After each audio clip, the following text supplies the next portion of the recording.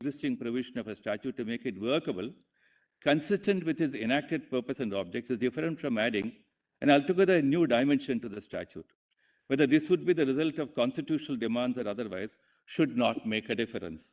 Consequently, in all situations when constitutional declarations are sought to be made, sans a relevant statute under challenge, would call for necessary social adjustment and changes in the social order, and thus call for statutory interventions on studied basis. The court would defer to relevant consultative processes to be undertaken in accordance with law. The spread and depth of the issues involved thus call for a wide consultative process to be set in motion. The consultative process touching upon the Civil Partnership Act 2013 in UK is an illustration of the need and importance of such consultative process. Given the importance of the subject from the point of view of those who have discrimination and unequal treatment grievances, as well as the larger social fabric, national consultative process and parliamentary process are desirable. Just as constitutional declaration touching upon important areas of life enhance the scope and content of fundamental rights and add strength and vigor to the free exercise of those rights, democracy with its inbuilt consultative process is also of equal importance as part of the basic structure of the Constitution. Therefore, submitted in the independent and exclusive exercise of the Honorable Court in drafting a scheme of rights and interests on the basis of declaring that the concept of marriage as the union of heterosexual is constitutionally and legally deficient and must be rewritten to comprehend any union of persons unconditioned by any sexual factor.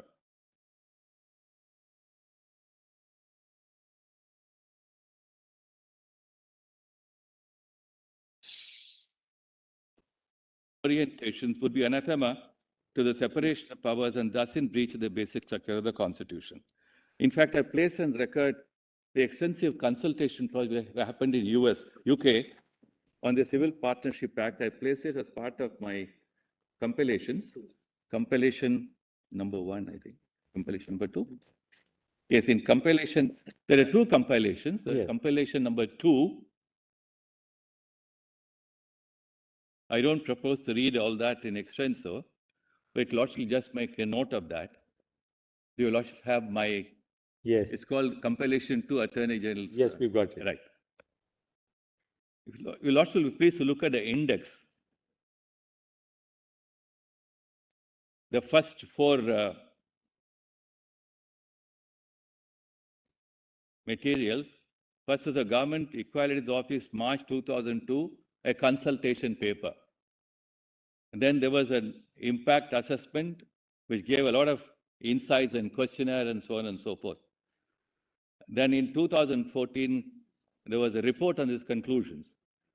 The report and conclusions does not reach an unequivocal view on whether the Civil Partnership Act should be retained or not, whether it should completely merge with the Marriage Act or not.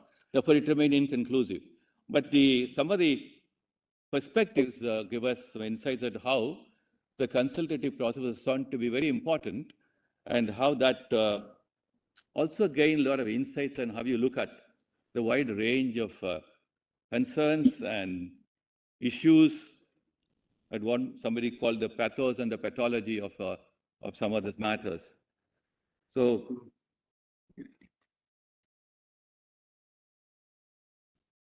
where is my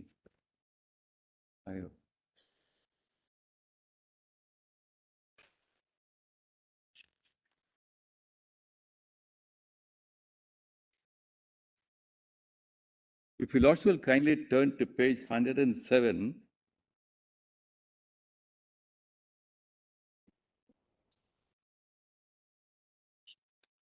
It must be the running page. Yeah. 107. Yes. Printed page or the PDF? Imprinted. Guidance. This is that act. Quality and Marriage This is the Same-Sex Couples Act. Act 13. Equality and Human Rights Commission, UK. Yes. Kindly turn to page 109. Yes. Yes, no, that's the article actually. It's an article. Introduction.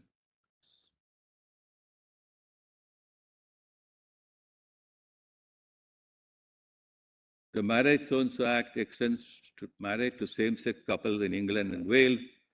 Guide explained the changes introduced by the Act and how it relates to equality in human rights law. It complements our accompanying guidance on the workspace, so-and-so, so-and-so. Then second paragraph, rights under equality law protect against unlawful discrimination and harassment based on various protected characteristics, including marriage and civil partnership, religion or belief, sexual orientation, gender reassignment. Human rights also provides protection against discrimination, enjoyment of certain rights, and protect the rights of freedom of thought, conscience, so and so. Then key points.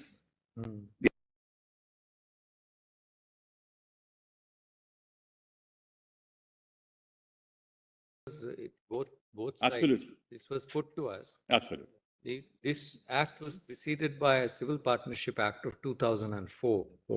So the social process of assimilation of this relationship, how it worked out through parliamentary process. You're right. Thank you so much, Mr. Attorney General. Both your notes were very comprehensive. Thank you. I have placed and recorded in both compilations, compilation number 1. Yes. Article by Mark Schmidt.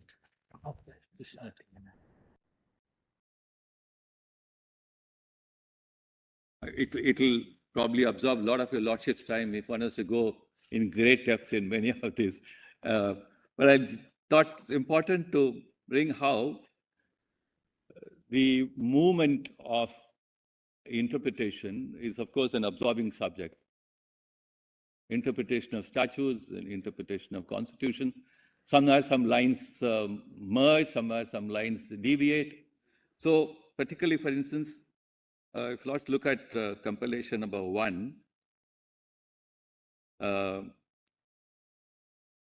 serial number 7 is a contribution by Professor Tribe in a book called The Invisible Constitution. And it's a very interestingly title called Soundings and Silences. I'll just read a few pages from that. But next comes Lord Sumption's recent lecture, The Limits of Law. And why I thought also I want to put serial number 9,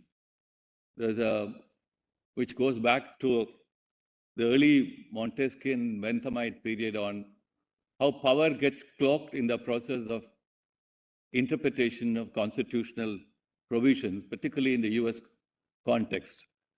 So these are expressions to show how you look at the same act of interpretation from different angles and perspectives. May I just read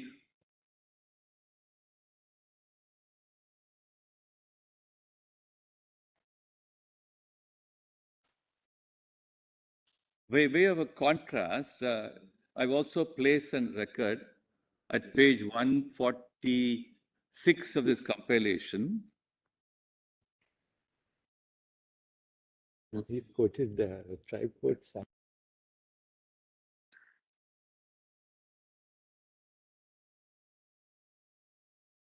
In Europe, in UK. So I must do a karaoke one.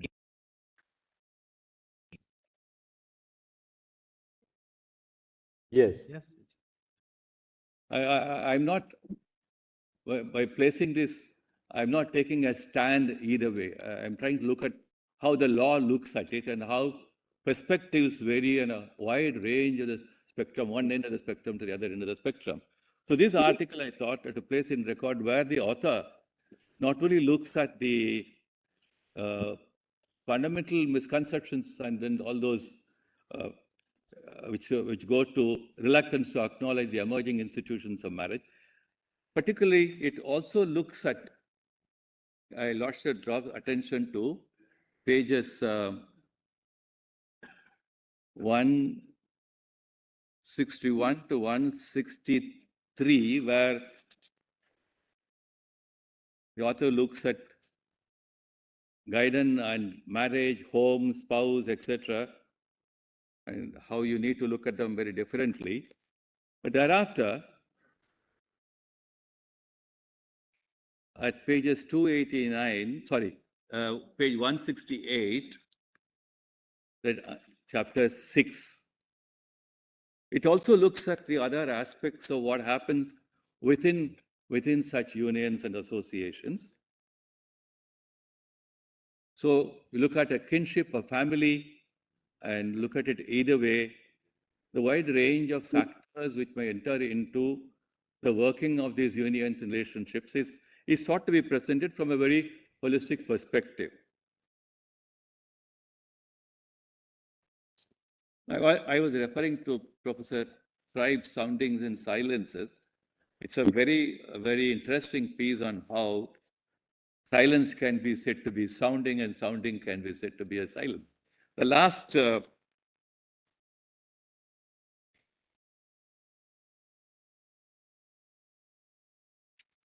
is that?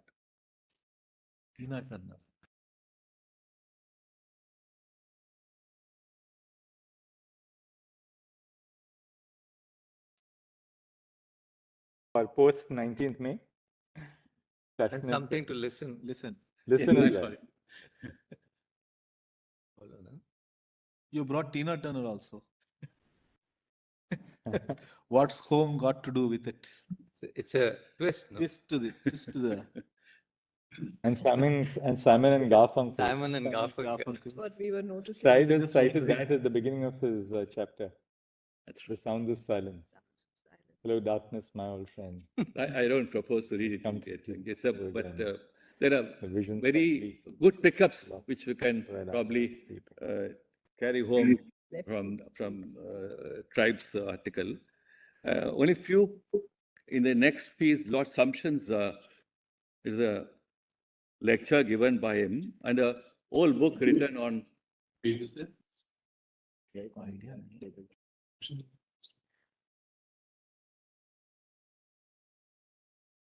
Yes, Lord Sumption. Yes.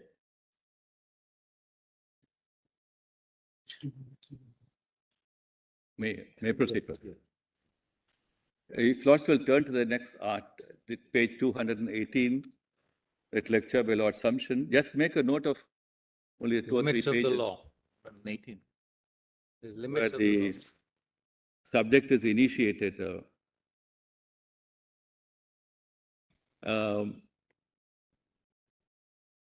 the- At page 219, the third paragraph, there is a second reason why we need to think seriously about the proper role of judges in the ordering of society. We live in an age of unbounded confidence in the value and efficacy of law as an engine of social and moral improvement. The spread of parliamentary democracy across most of the world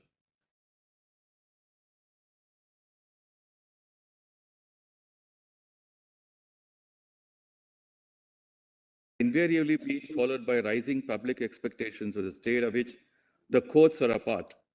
The state has become a provider of basic standards of public amenity, the guarantor of minimum levels of security, and increasingly the regulator of economic activity and protector against misfortune of every kind. The public expects nothing less, yet protection at this level calls for a general scheme of rights and a more intrusive role for law. In Europe, we regulate almost every aspect of employment practice and commercial life, at any rate so far as it impinges upon consumers. We design codes of safety regulation designed to eliminate risk in all the infinite variety of human activities. New criminal offenses appear like mushrooms after every rainstorm. It's been estimated that a decade from 97 to 2007, more than 3,000 new criminal regulatory offenses are added to the statute book of so-and-so. Turning from a statute to common law, a wide range of acts which a century ago would have been regarded as casual misfortunes or as governed only by principles of courtesy are now actionable thoughts. This expansion of the empire of law has not been gratuitous. It's a response to a real problem.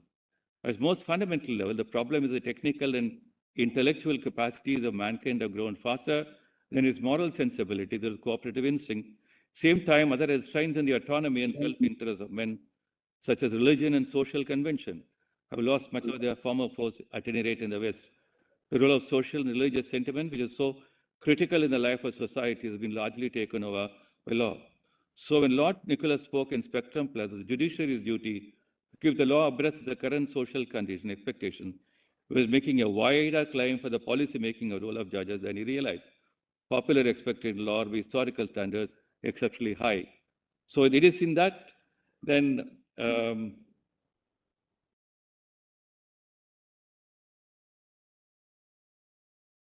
You may turn to 223. I think you may want to read that. That's perhaps what you're driving at. This approach has transformed the convention from safeguard against despotism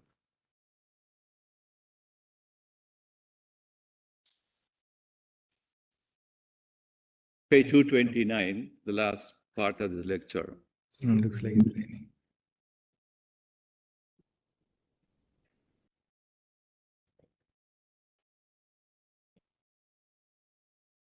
At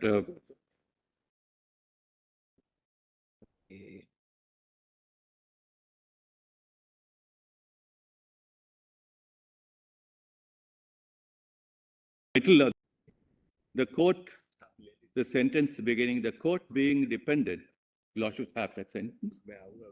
The first paragraph, line about 10 or 12, 11 from the top. Which page are you referring to? 229. 229, Lord.